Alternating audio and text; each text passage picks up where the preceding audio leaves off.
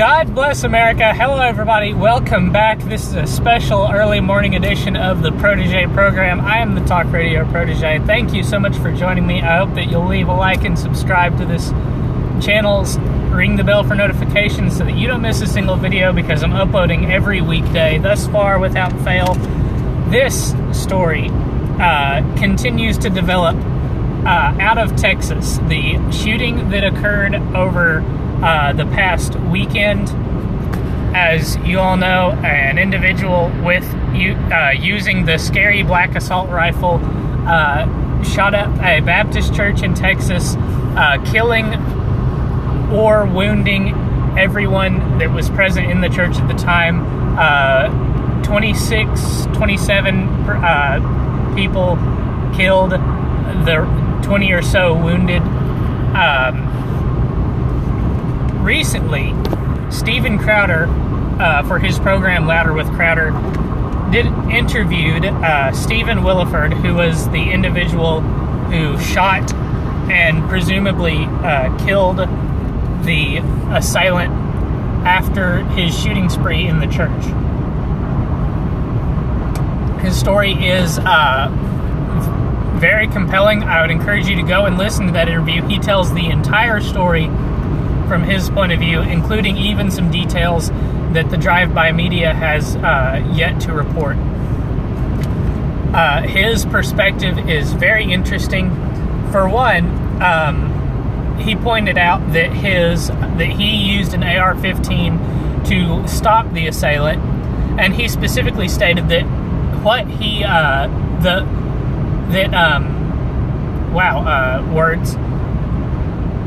what he did, the way that he took down the assailant, would have been impossible to do with a pistol as opposed to the rifle that he had. Stephen Williford was an NRA registered firearms instructor. He's a very responsible firearm owner, and he pointed out that he didn't know where the shooter was going. He pointed out that the van that the shooter was using, to remind you, the shooter was Daniel Kelley, that he didn't know what Kelley was going to do next. Kelley had left his vehicle in the street, engine running, while he went inside to perform the shooting. And I think that's important to point out. It's impossible to know that if Mr. Williford had not intervened, it's impossible to know what Kelley would have done next. You know, one individual that Crowder referenced in this interview had written that Stephen Williford didn't stop the shooting, that the shooting had already taken place, and the good guy with the gun had done nothing to alleviate the situation. And that's only technically true, in the sense that Kelley was done killing people in that Baptist church when Stephen Williford intervened. The fact of the matter is, we do not know what Kelley was going to do next. Stephen Williford, who knows the area, who lives there, said that another church was in the direction that Kelley fled. We don't know if Kelley was going to that church in order to begin shooting people there. That's just a reality of that location. I would like to point out, criminals, very sophisticated criminals, frequently stop their criminal activity for long periods of time, especially if they think they're about to get caught. The example that is on my mind, because I recently watched the documentary Manhunt. I highly recommend it. It was thrilling to watch. The Unabomber, who was active in the late 80s, early 90s, stopped killing for 6 years of his own volition, but he had not been stopped. He was still at large. After Kelley was done shooting people in the Baptist church, he had not been stopped. He was effectively still at large. You know, Stephen Williford was in the act of trying to apprehend Kelley, but Kelley had not been stopped. Even when Williford began to confront Kelley, he had not been stopped. So it seems incredibly disingenuous to me to say that Williford did nothing to stop the shooting. Williford absolutely stopped the shooter. Williford absolutely was instrumental in stopping further criminal activity by the shooter, by Kelley.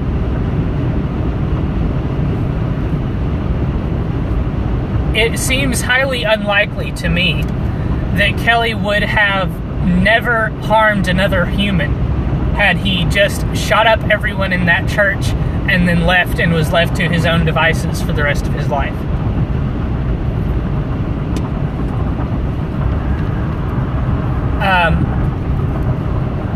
That's all that I had to say about, I think it was a Salon writer that said, the good guy with a gun had nothing to do with stopping this shooting.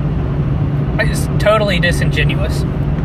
The other thing I wanted to talk about was, as this New York Times headline states, it was a government screw-up that allowed Kelley to obtain his firearms. In the wake of these mass shootings that occur, the anti-gun lobby, without fail, always calls for more gun control.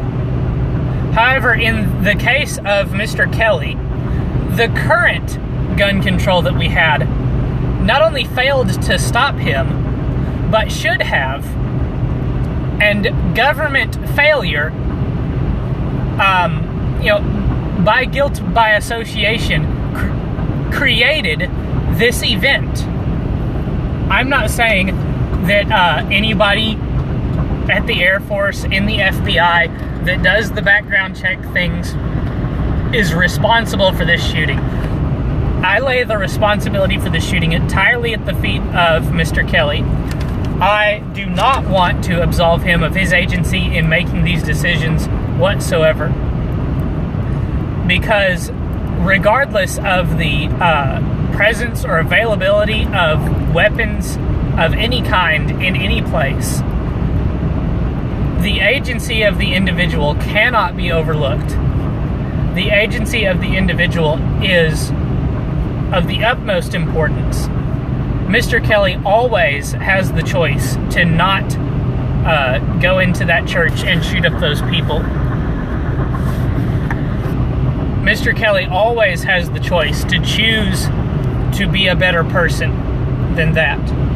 In this scenario, he chose to be an evil person and to kill many people, many individuals, many of whom he presumably had no reason to kill. So, in light of that, the solution from the perspective of the left is more government intervention. And it was government intervention, or rather failure of government to sufficiently intervene, that allowed this massacre to take place. Therefore, in light of the fact that current government intervention failed to stop this killing, in light of the fact that current government intervention should have prevented this killing,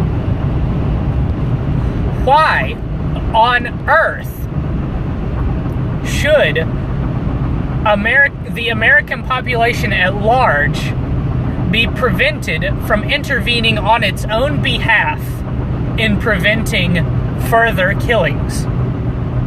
In light of the fact that government failed to prevent this massacre, in light of the fact that government had measures in place that should have stopped this massacre, why, oh why, Mr. Avowed Leftist, should the American public at large be denied the opportunity, be denied the agency to intervene on its own behalf in preventing further acts like this one.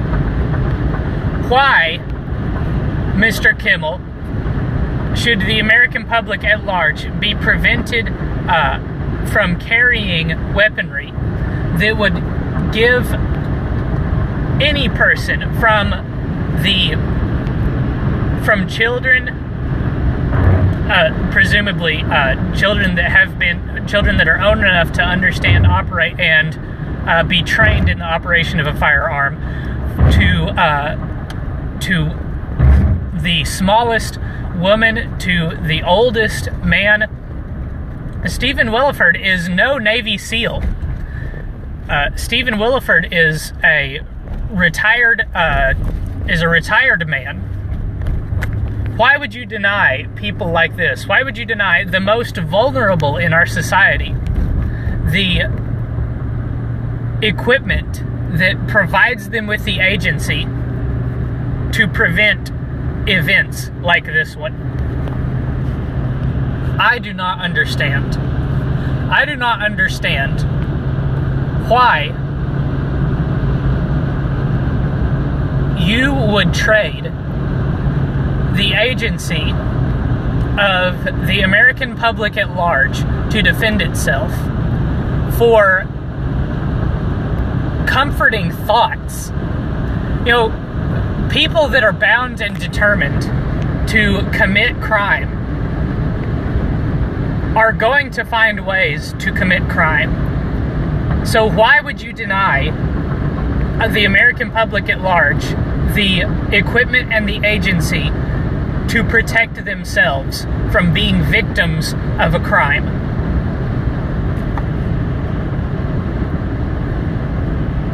I feel like I'm repeating myself. I must be out of words, so I'm going to call it there. Thank you for listening. Thank you for watching. I hope that you enjoyed this video. I hope that you'll leave a like and subscribe. Let me know what your thoughts are in the comments, especially if you disagree.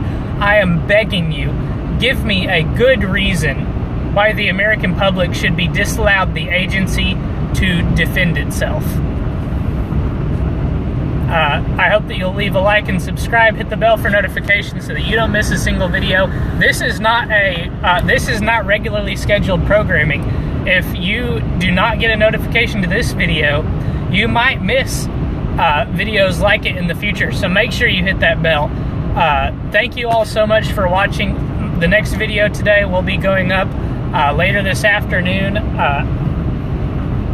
It's scheduled for around 6 o'clock, so make sure you're tuning in then. Until then, have a fantastic day, and God bless.